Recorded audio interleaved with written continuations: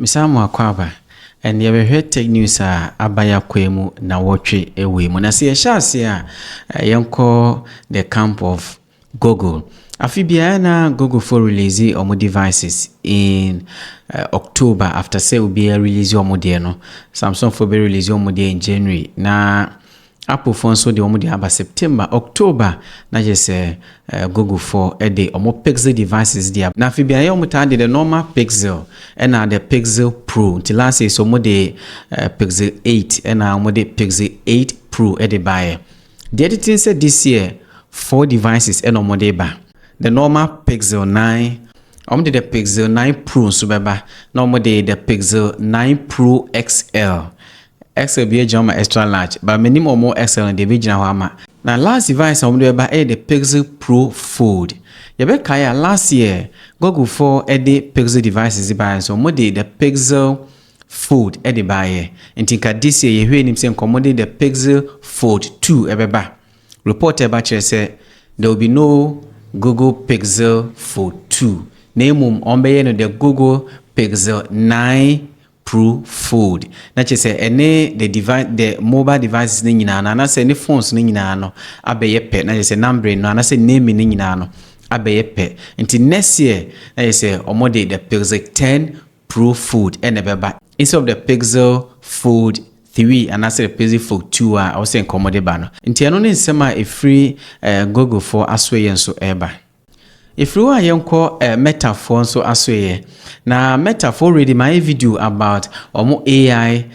chat and so omo AI chat bot omo de aba no sisia no se okọ WhatsApp me ye no me kan say omo de aba WhatsApp yes e WhatsApp sanso no okọ Instagram so e ho sanso no okọ Facebook Messenger so sign e ho na me call Instagram me bisa Meta AI say omo create an image of Ghana's famous food and famame na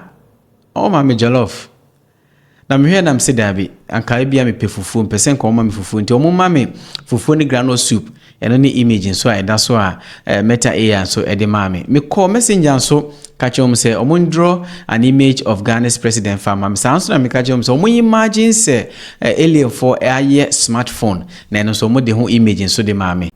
He say yama social media yusu ayede isi okwa WhatsApp woni hwe ye cramp no obi anchato anase wo ho anadwo 10 na send o boy message na say one reply we nye sun bia ko Meta AI na kodi nkomo ho kodi agro ho busan questions fisuan de instead senka odbetwen na wonya broken heart. Some time ago me catch obi say metaphor anase den time no munye ye Meta no mu Facebook because Facebook ya hwe ye time is coming na omode niema nke kwa Google nke be kwa hwe ni nyina no e de beba Facebook ombe ma e weather e wo ho ombe chese de ehia bia e ma kwa Google no sisi e ya ye adwuma because so messenger obetumi a search about the weather obetumi ebusa no weather no aka kire ade bia nke obe search anka sen nke obe free Facebook akọ Google akọ search no sisi omode ni nyina e de maye e wo Instagram omode maye e wo Facebook omode maye e wo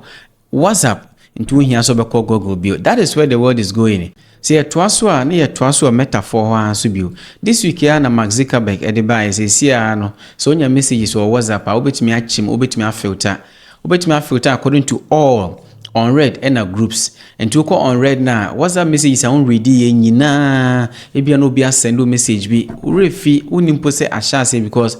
lot of messages are by piama eno na ko share ase ho baby se woko on read sa chat ni nyina ebeba no tumi say messages are mean kan ni sa nso no person hu groups nko ade nso a woko group tabs nso a obo groups nko ade so that is the new development metaphor so e de aba wiki ya mu me to aso ana me call Apple for aso ye me last video am here was about say EU4 target some companies be and as o man label o as tech gatekeepers na sa companies no more try say ombeye niam bia EU try so ombeye niam bia be ma sa companies into me hinder competition na niam omo anase clauses omo de ma sa companies ya omo ka so mundis no ebi ni se obi empese ode ne application ebe kwa akoto Apple App Store na emu pese edane website so no bitumi ekọ download eto na iPhone so install ya I say etumi ye possible e man yes na enam se omode sansem ka kire Apple nti Apple Yet,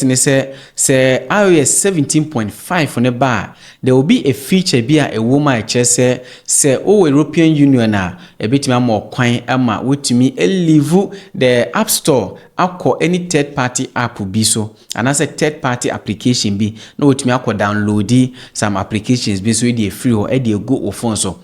But Apple wants some near king. Enya do mema sade we aye easy dia mo nti omo de bibi dia close bi so dia to say betima mo kwan ama o website no Apple users etimi download the applications e free wa na kire say e wo so you bia o developer Apple App Store ho no we develop apps for at least 1 year and say etimi mo kwan ama wotumi e the app e the ato o platform so ama obi etimi free App Store ho etimi akọ download ade e wo ho na there are a lot of conditions bi a ewom say even kwan no say so app na that third party site so no say amount for download ya for 1 million times extra any downloads bi na ebeba after that 1 million no e was say sa download no utua ho ka omo describe so dey ato say utua say scan but adeba ko bi e wo ho e say ye huni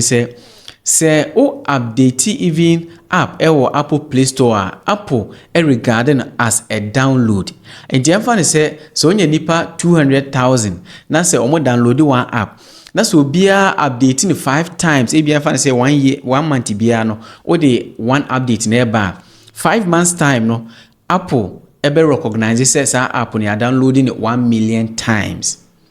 That means enche ebia na sa 1 million wodru edru so a so start to after that 1 million app downloads bia na so start to enti ebekwa akọ no most of these companies here omo person say most of these developers here on person amount for download omo apps from omo third party websites no ebia no masa ba the Apple App Store na because of conditions ne emrebia Apple e dia to akwem yenhwe say bia sad way ebetumi abaso but bear in mind say emma me nyina European Union na ekun ede ama ne mindful nti omo say all countries are under the European Union offer UK can be because omo free European Union mati o mankasa ho and that means countries are under the European Union na and iOS 17.5 feature we no on betimi enya so wo Ghana enye wa adwen say on se be kan bi agese bia wotu kwotena country bia eye under the EU. Sana de bia me bisa se na ye EU fue ye mpanyu fue din no moye. Anyway, ye fronso a ye hwefun bia aba. Ese funi din di boring. Na Heineken for moye ensa any bodega for na kambum no mode sa fun yi ede aba. Na sa boring funi utini din a I should tell you something. E chese fun be boring ampa. Any internet untumi so etise the normal young phone they use no Ghana say phones na ya to ne din young phones no na sa phone any internet ade a woso ebema eni kan ba so kakra the snake game on sa game bi na ne ebo no ka 3310 so no yes the snake game no was sa phone yi so sa so na esa internal storage of 128 megabytes. Yes, na say otwe enyum be 50 eso be ma and say depend on the size of the enyum no say otwugu so enche eso be ma but there is a slot obetumi di memory card so edi ashem. Good thing is phone omo ye just 5,000 units enti e bia ba now ameno kase kura na bi kura na asa. Some of these phones are not new to Ghanaians because young phones you see that I just say we flip phones and so na do omo see design so na efe aso hu internal niema na ewo inside ni nyina transparent nti hu na maybe ewo phone inside and so as I know na man unique akra but so phone I don't see anything different from the young phones and I say young flat phones are you know yenso ye market no so emu no so ni free ho nso ayenko Huawei for aswe and some time ago na Huawei for release phones and enye news but this year fit last year eba Huawei for release the Mate 60 e dey buy no this year and so only device be but na big news because since 2019 the American government madwin say the ban ebeto Huawei so no ama as a device components be common betumi aye smartphones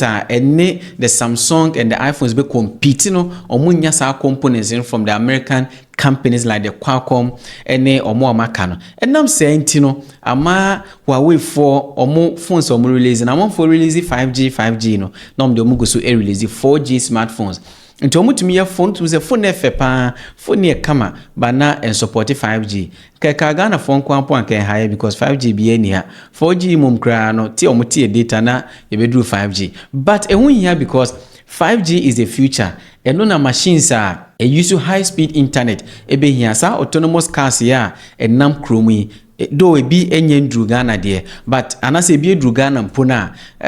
den se obetime use bi ewa ha because of your internet na ye wo ha say no because those cars no ehia real time data to take decisions e fa say odika bi echi enti se internet very fast as aka ni gina na within a millisecond sa autonomous car no so betumi ejina because we detect say car na dinanim no ejina but so internet slow sa car na dinanim ni jina by the time oni beba ho so mpo say sa car na ejina no because of internet lacking no now they are pem sa car na edi wenim no so 5G is very necessary for the future of the internet and autonomous cars any even running of robot ewo system name enam se na Huawei for intimate devices support 5G intino e ma no mo phones no ton akofom ofa previously na je say open the top 3 phone companies we ase oyi Apple na oyi Samsung na Huawei oho at the moment Huawei are dropping down pa amasisi ababi omutom devices pa no China Oko China before Bani Kraiba even 2021 na Huawei ewo 40% of the Chinese market so your phones are not for use pa ewo China na Huawei and net so at the moment Huawei swatia ema Apple ebeye number 1 enti se Huawei sorry na Apple ho na no in the first 6 weeks of 2024, now Huawei for phones are rising by 64%, and Apple there are dropped by 24% because of the Mate 60 last year. Huawei for release year, release na chipset na dem no sa carry 9000 no na support 5G. No be expect say bit me say nti ama US government kra hwehwemu said abi ebia na companies ni bi start ni Huawei partner provide them with components and between their smart chips ebitumi compete with the US for no this year the new line of devices aba the P70 but this time around you find PBU you find Pura. My first Huawei smartphone I'm using na the Ascend P2. That phone about 2013. Now Ascend P1 about 2012. 12 years any since the first P device ever marketing. Now so P device is in there. Eba photography jai, eba graphics jai. During its 12th anniversary, Huawei for your margin say, free devices need PBU. Name the new term or model mano